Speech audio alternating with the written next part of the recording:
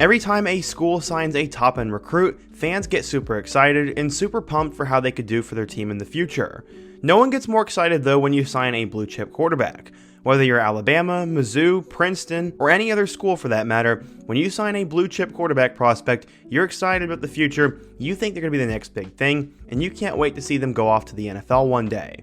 Well, most of the time that doesn't end up working out, as most quarterbacks barely get a chance to start, and most very rarely ever become superstars. In today's video, I want to talk about 8 big-time quarterback recruits that you totally forgot about.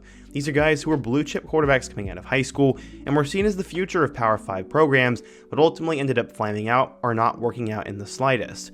But before we get started, if you're a big fan of college football, be sure to subscribe to the channel, leave a like if you support today's video, and let me know what player, team, topic, or situation I can cover next. Now let's get started and talk about big-time quarterback recruits that you totally forgot about. So the first guy we're to talk about is Michael Johnson Jr. He was part of the class of 2019. Like a lot of high-level quarterbacks growing up, he came from a football family, since his dad had always been a coach and is currently the offensive coordinator and tight ends coach at Syracuse. This would translate into him being a great quarterback almost from the jump, as he was born in San Jose, California, but would end up attending King's Academy for a few years before moving in with his family to Eugene, Oregon to attend Sheldon High School once his dad became the receivers coach at Oregon. He was a 4-year starter in high school, and through his first 3 years, he put up 5,500 yards with 69 touchdowns, as well as nearly 2,000 yards and 28 scores on the ground. By the time Johnson Jr. was a senior, he had already gained offers from Florida State, Ohio State, Georgia, Bama, Michigan, and Oregon, but he decided to commit to Penn State. He ended up throwing for 1,800 yards and 19 touchdowns, with just 3 interceptions, and he also ran for 1,300 yards and 18 scores. He finished his high school career as a 4-star recruit, the second best recruit in the state of Oregon, and the 15th best dual-threat quarterback in the class. Sadly, Penn State would not end up working out for Michael though, as after he redshirted in 2019, he would end up not seeing the field at all in 2020 and would transfer to Florida Atlantic for the 2021 season to follow his dad as the OC. At FAU, he was the backup to N'Kosi Perry, and he would not see the field at all in 2021 or 2022 with a season-ending injury. It wasn't until 2023, when he played in 10 games, that he finally got some action. He was primarily a rusher though, running for 140 yards and 7 touchdowns. After 2023, he followed his dad to Syracuse, and he hasn't really found the field there either. Up next, the guy we're to talk about is Braxton Burmeister from the class of 2017. He was a highly recruited quarterback coming out of La Jolla, California, as he was a 4-year starter there, throwing for over 7,000 yards with 74 touchdowns and 25 interceptions his freshman through junior season. But he would explode in his senior year, throwing for 4,461 yards, 53 touchdowns, and 8 picks.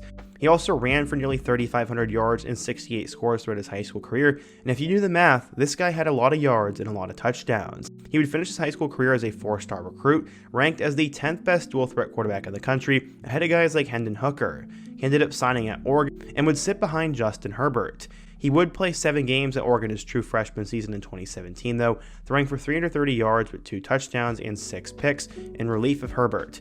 He also added over 100 yards and 3 touchdowns on the ground. He then would stay as Herbert's backup in 2018, where he found playing time in 4 games, and then he got passed up by Tyler Shuck, so he entered the transfer portal and ended up at Virginia Tech for the 2019 season, but he also had to sit out because of transfer rules. He started 2020 as the starter for the Hokies, but after 2 games he was passed up by Hendon Hooker on the depth chart and didn't start again until there were just 2 games left in the season. He finished with 687 passing yards, 2 touchdowns, and 1 pick in 6 games. In 2021, Burmeister would play in 12 games, throwing for 1,900 yards with 14 touchdowns and 4 picks, with 5 more scores on the ground.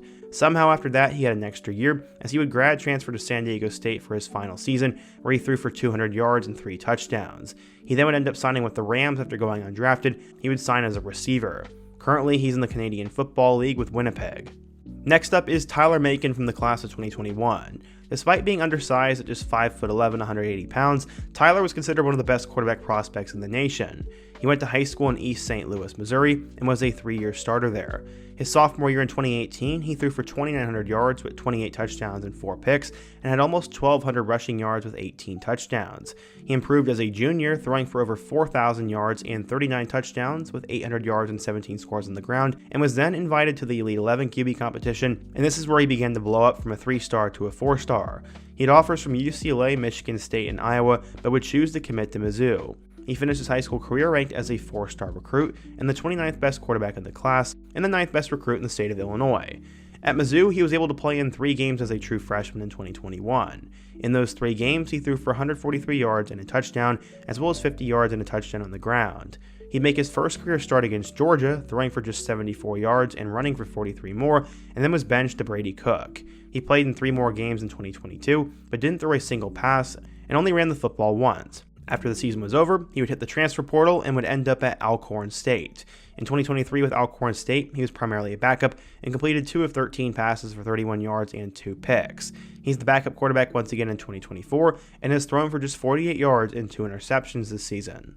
After that, we need to talk about Terell Gibson, a quarterback from the class of 2015, as he was one of the more confusing stories on this list. He was a 2-year starter at quarterback at American Heritage High School in Florida, first earning playing time as a sophomore in 2012 by throwing for 271 yards and 4 touchdowns. In 2013, he then threw for nearly 1,200 yards and 19 touchdowns, and in his senior year, he threw for 1,900 yards and 21 touchdowns. What made him highly sought after was his athleticism, though, since he also ran for nearly 2,300 yards and 28 touchdowns through those 3 years. This, combined with his height at 6'5" and over 200 pounds, gave him a ton of big-time offers from Miami, Ohio State, Notre Dame, and Oklahoma, but he'd end up committing to the Buckeyes, and head coach Urban Meyer, who had developed Terrell prior, said he was very similar to Torrance. He finished his high school career as a 4-star recruit and the number 6 athlete in the entire country, but after not finding the field in 2015 due to a suspension for violating team conduct, there was some speculation he might transfer to a JUCO. He then signed his letter of intent to play for Mississippi Gulf Community College in 2016, but publicly said he didn't. He needed a huge amount of credit hours in school to actually be eligible to play college football again, so he actually went to MGCC for the 2017 season, before then transferring to Cincinnati State, another JUCO, with hopes of joining the Cincinnati Bearcats that year. But he didn't end up playing there either, and faded out of college football entirely, and his last-ditch effort to stick in football was with the Green Bay Blizzard of the Indoor Football League in 2021. Okay, so the next quarterback on our list is Donovan McColly from the class of 2021. He was also a confusing story that isn't quite over yet. Donovan started out as a great high school quarterback from Indianapolis, Indiana, coming out of Lawrence North High School, who was historically underperforming before Donovan McColly got there.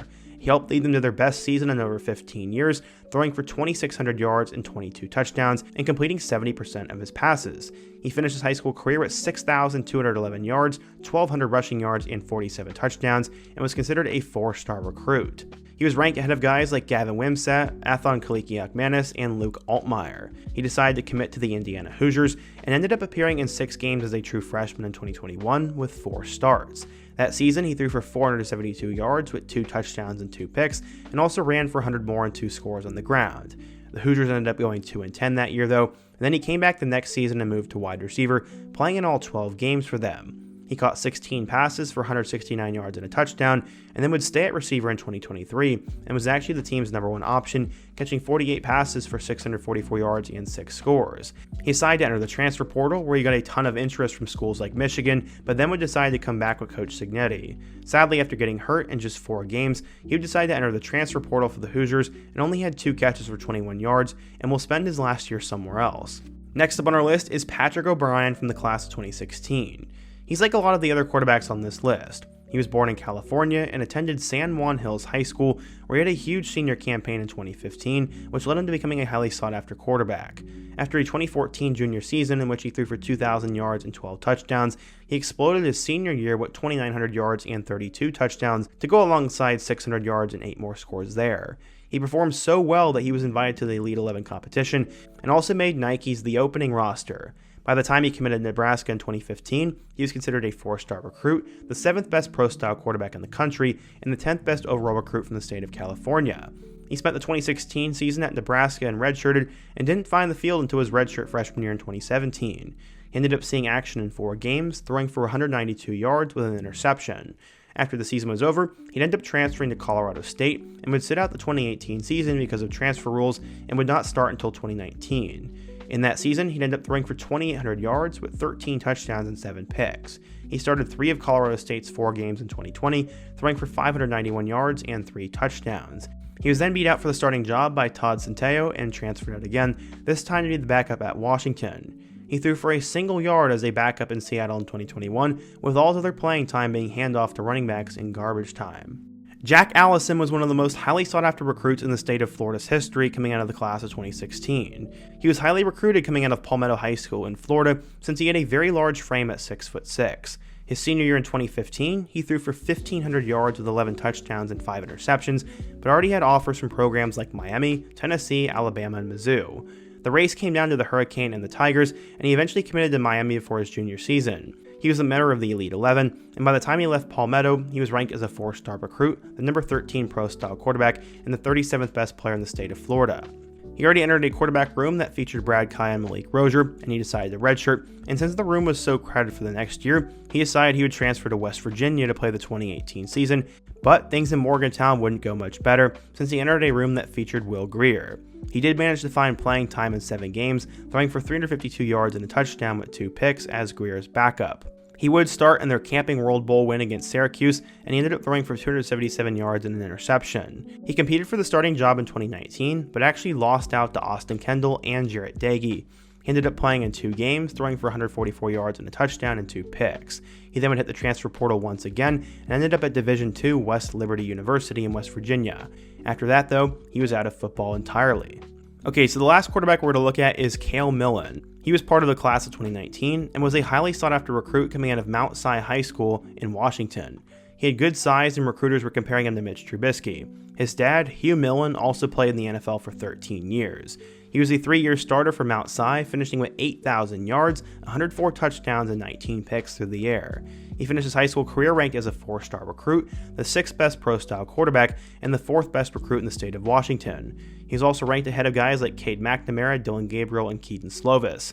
He committed to Oregon late in the 2018 cycle and was supposed to be their future at the quarterback position. After redshirting in 2019, Kale found the field in 2020, but didn't record any stats for the Ducks in 3 games played. In fact, when he did see the field for the Ducks, it was actually on special teams, making 2 tackles and kick returns in the Pac-12 championship game and in the Fiesta Bowl. Seeing no future in Eugene, he would transfer to Northern Arizona for the 2021 season, where he saw action in 7 games, throwing for 42 yards, a touchdown, and a pick. He hit the transfer portal once again in 2022 and ended up all the way across the country at UConn. There he had 32 yards and a touchdown through the air, and then 1 touchdown on the ground, but once again he was mostly on special teams. In 2023 he moved to the defense, recording 3 tackles in 9 games, and Millan was never heard from again. So yeah, today we talked about 8 highly sought after quarterback recruits who you probably totally forgot about and maybe didn't even know they existed. I remember each and every one of these players, and all of them deserve their own video at some point, but what do you guys think? What do you think of these guys on the list, and who's another big time recruit, especially at the quarterback position, who I could include in my next video? Be sure to let me know down below, leave a like if you support today's video, subscribe if you're new, and check out one of the videos on the end screen. Hope to see you guys again soon, but until next time, peace.